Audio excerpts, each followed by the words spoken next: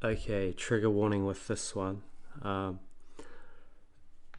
there's some Facebook content. It's one of those situations where the normies and the awake so-called conspiracy theorists, whatever you want to call my kind, where we meet and duel it out. So it can be triggering, it can be a real mindfuck because you just can't understand how they can't see it.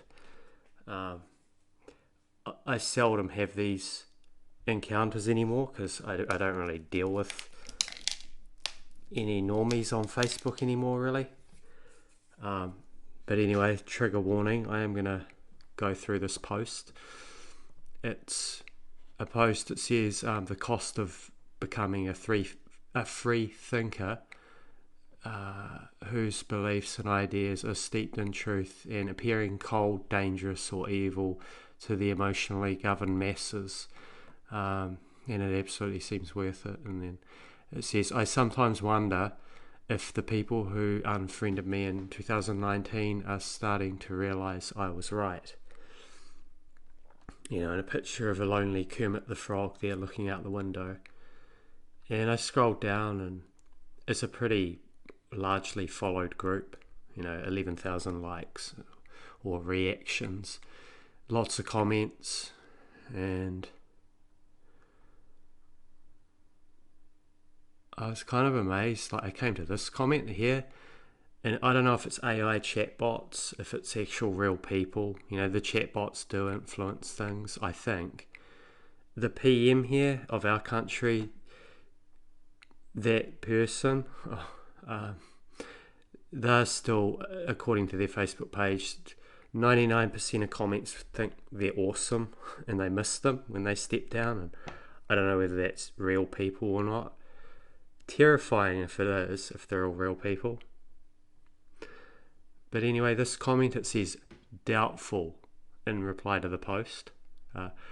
Doubtful, considering not one of these nonsense conspiracy theories have been proved correct. Exclamation mark.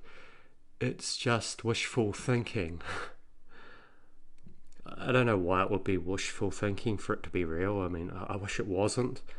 But 784 likes and actually 600 and 100 laughs. I don't know how to interpret the laughs, whether they're scornful or not. But if that's real people leaving all those comments, it's like the majority still are on board with the narrative, which is terrifying. And of course, you start to doubt yourself. Maybe you don't anymore, but there's always that little bit of doubt that creeps in. Like, oh, have I got it wrong? But I don't really doubt it anymore. It just terrifies me to see like so many programmed flying monkeys on board with everything, still trusting Gov. And I start to guess, like myself, like, are those helicopters, the medical ones, going to the hospital continuously now that I see, daily, as of 1.5 years ago? Enormous amounts of traffic, like I'm in the fucking Nam. It's like I'm Captain Willard and I'm in the fucking, like, hot zone or something. It's not funny, just trying to make a bit of light to it, but you start to doubt that. Is that fucking Project Bluebeam beaming fake helicopters,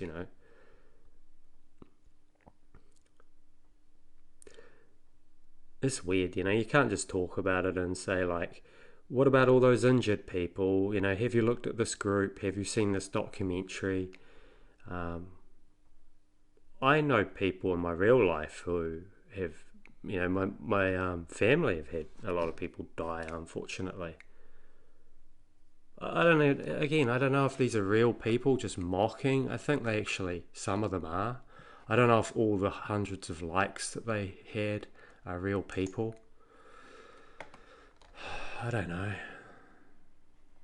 Maybe, they're just massively in denial, because it is a long, long, long, lonely path to realise, like, about SRA and all that stuff. I won't get into it in this video. I'm just going to wrap this up. I just wanted to share this little fucking thing. It's a real mindfuck when you see this. Very lonely. You realise how programmed society is. You know, the majority. And yeah, of course you stop and wonder, is it me?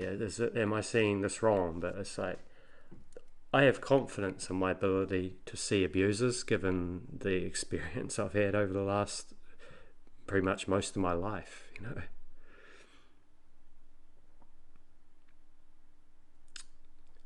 know. Yeah, I was just going to say, like, when I watch these survivor videos of people who have been through SRA, you know,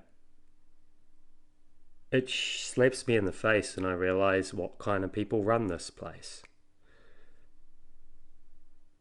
And yeah, that alone, watching their testimonies and things, you know, there's a channel, I won't mention it in this one, but I haven't asked permission, but I'm pretty sure she wouldn't mind, but she interviews people who go through that, and it is yeah, you know, that's a real fucking sobering thing to hear those stories.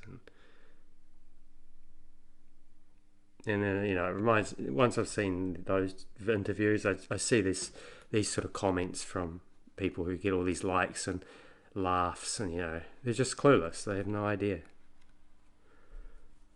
You know, that's probably how they can still really love this place and enjoy it, and not see the horror and not be traumatized.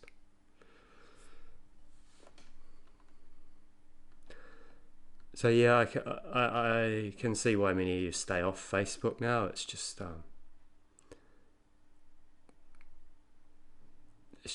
kind of, you know, put it. Oh shit! Sorry, that's the washing machine. Putting yourself through. Sorry about that. I try to keep all these calm and like unjarring. You know, because I know what it's like to get startled and shit by noises. But yeah, I see these comments. They get all the majority of likes and that, and you know, support in there. Sorry, just reading this one now. Oh, this one actually is acknowledging the abuse of the last 2 years.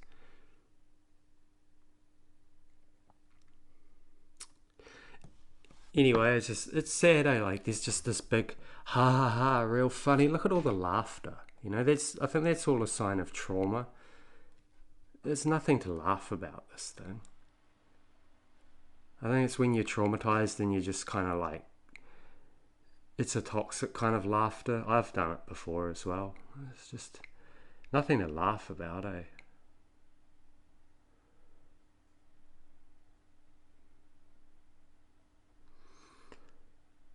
It's just sad and toxic, eh? That's why I prefer the ducks in the park.